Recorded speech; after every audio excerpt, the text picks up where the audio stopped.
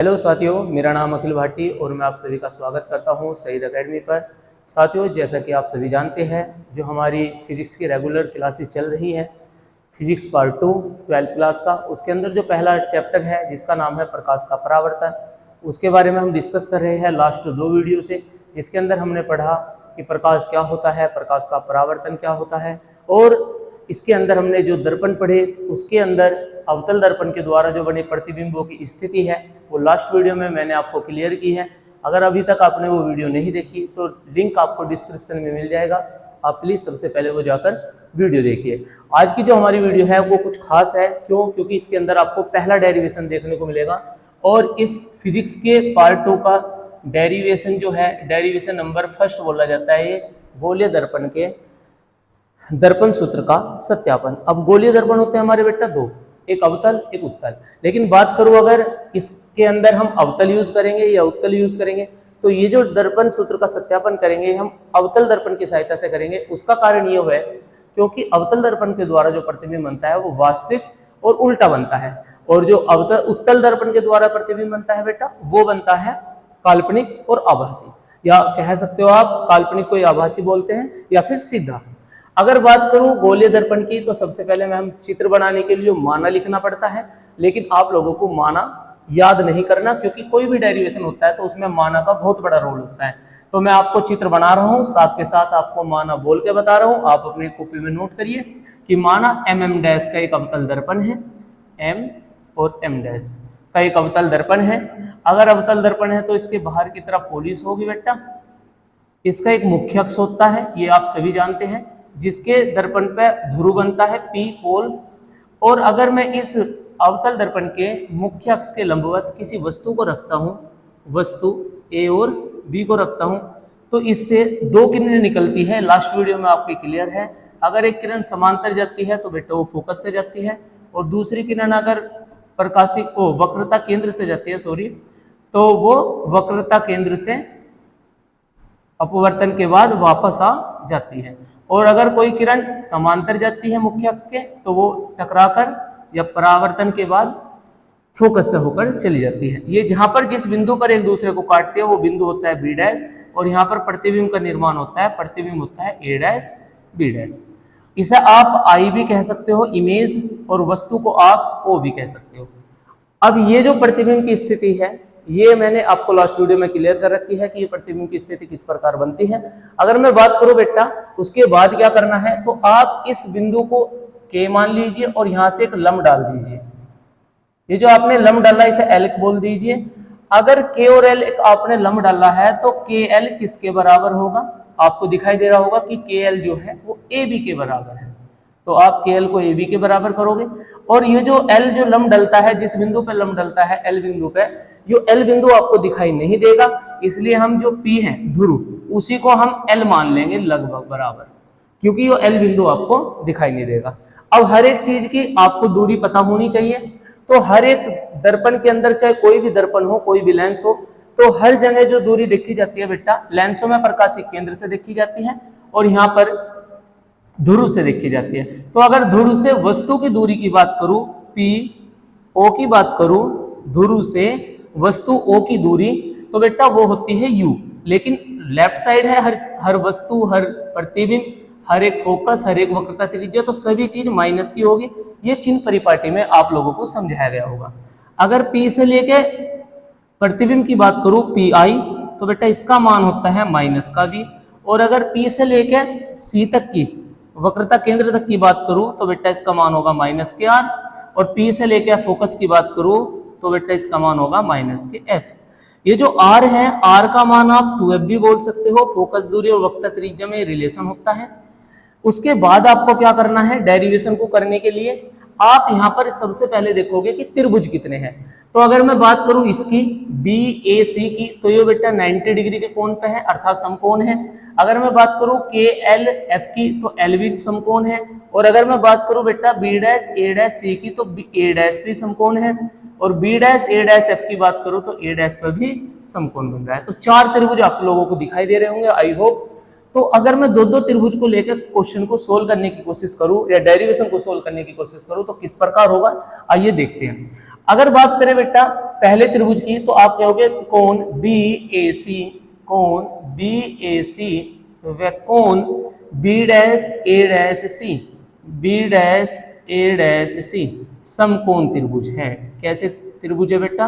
समकोण त्रिभुज है। और समकोण त्रिभुज के अंदर अगर हम एक मेथड लगाए कि लंब बटे आधार, तो लंब है हमारा बेटा AB और आधार है हमारा AC। पहले त्रिभुज की बात करूं इसके, और दूसरा त्रिभुज ये रहा। और अगर B'A'C को देखते हैं तो B'A'C तो हो गया लंब, और बेटा A'C हो गया हमारा आधार। AB' को नीचे ले आओ, डैश वालों को, A', B' equal to AC बटे A', इक्वेशन नंबर आप फर्स्ट बोल लोगे इसे। उसके बाद आप, आई होप यहां तक समझ में आया होगा। अगर तीसरे और चौथे त्रिभुज की बात करूं कि कोण KLF व कोण B'A'F कैसे त्रिभुज है बेटा? समकोण त्रिभुज है ये भी। तो इसमें भी यही मेथड लगेगा, KL upon LF equal to होगा B' A' या A' B' बटे A', अगर मैं KL की बात करूं तो बेटा KL किसके बराबर है? AB के। और हमें पता है PL के बराबर है, तो L की जगह आप PF भी रख सकते हो, equal to A' B' upon A'। यहां तक आई होप आपने समझा होगा। अब हमारी समीकरण नंबर फर्स्ट AB बटे A' B' है, तो आप इस A' B' को भी नीचे लेके आओगे, तो AB अपॉन A' B', उसके बाद PF बटे A', इक्वेशन नंबर 2। हम जानते हैं कि अगर समीकरण नंबर फर्स्ट एंड समीकरण नंबर सेकंड की अगर LHS बराबर है तो RHS ऑटोमेटिक बराबर होगी। तो RHS को बराबर लिखेंगे AC बटे A', इक्वल टू होगा PF बटे A'। आई होप आपको समझ में आई होगी बात। अब AC का मान कितना है, यहाँ पर आपको मान दिखे दे रहे होंगे, दिखा रखे मैंने आपको। तो ये सभी के सभी मान जो है P से है, P से लेके O, P से लेके I, P से लेके C, P से लेके F। लेकिन AC का मान नहीं पता, लेकिन हमें PA का मान भी पता है, मतलब A का मतलब PO। तो P से लेके A का मान भी पता है और P से लेके C का मान भी पता है। तो अगर टोटल मान में से ये मान घटा दिया जाए तो AC बचेगा, तो मैं AC को लिख सकता हूँ PA माइनस के PC। आई होप ये बात आपको समझ में आई होगी। और अगर A', की बात की जाए, A', तो हमें इसका भी मान नहीं पता, लेकिन P से लेके C को, C में से P से लेके A' घटाएंगे तो हमें इसका मान प्राप्त होगा। इसी प्रकार अगर मैं PF की बात करूं तो PF का तो डायरेक्ट मान हमें पता है, फोकस होता है। और उसके बाद अगर बात की जाए A', की, तो A', का मान हमें नहीं पता, लेकिन P से लेके A' लिखेंगे और माइनस P से लेके F लिखेंगे। आई होप आपको ये मेरी बात समझ में आई होगी। अब ये सभी के सभी मान हमें पता है, ये लिखे हुए हैं। जो O है यही हमारा PA है, और जो I है यही हमारा PA' है। तो आप ये बात समझोगे। अगर PA की बात करें तो PA है वस्तु, तो वस्तु की दूरी होती है माइनस का U। और PC की बात करें तो माइनस का R अपॉन, PC की बात करें माइनस R, PA' की बात करें तो माइनस का V, PF की बात करें माइनस का F, और PA' की बात करें माइनस V, और F की बात करें माइनस का F। अब हमें पता है ये जो ब्रैकेट है जब ये सोल्व होंगे तो प्लस का हो जाएगा, प्लस के R upon minus R plus के V। V में यहाँ पर देखो V और U में अंतर समझियो आप, थोड़ा सा कभी कंफ्यूज हो जाओ, U ऐसा है और V ऐसा है। F upon minus V plus के F। हम जानते हैं कि R बराबर होता है 2F। आप ये मान यहाँ उठाकर रख दोगे, माइनस का U प्लस के 2F अपॉन माइनस के 2F प्लस का V इक्वल टू माइनस के F अपॉन माइनस का V प्लस का F। क्या करते हो, अगर आपको इक्वल टू दिए हुए हो तो कैंची की गुना आप सभी पे आती है, इसकी गुना इसमें होगी, इसकी गुना इसमें। तो यहाँ पर लिखता हूँ माइनस के 2 माइनस के U सॉरी प्लस के 2F और माइनस का V प्लस का F, उसके बाद माइनस का F और इसकी गुना इसमें माइनस का 2F प्लस का V। आई होप आपको ये बात समझ में आई होगी।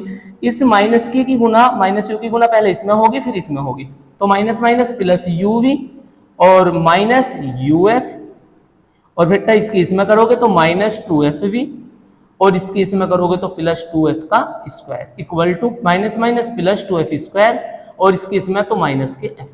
2f स्क्वायर से 2f स्क्वायर खत्म हुआ।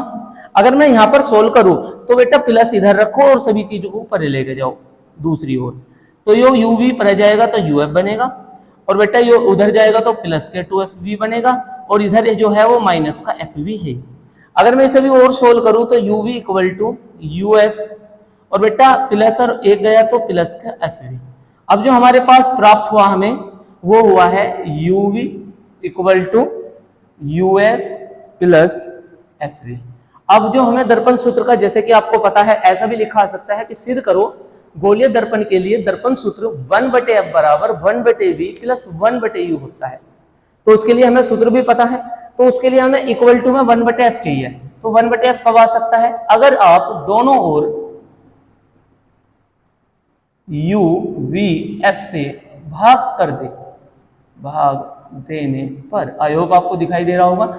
अगर यहाँ पर u v f के बटे में u v के बटे में u v f रखते हो, इसके भी बटे में u f के बटे में u v f रखते हो, और f v के बटे में आप u v f रखते हो, तो जो कटे काट देते हैं, u f से u f खत्म, f v से f v खत्म, तो यहाँ पर बचता है 1/f equal to 1/v plus 1/u।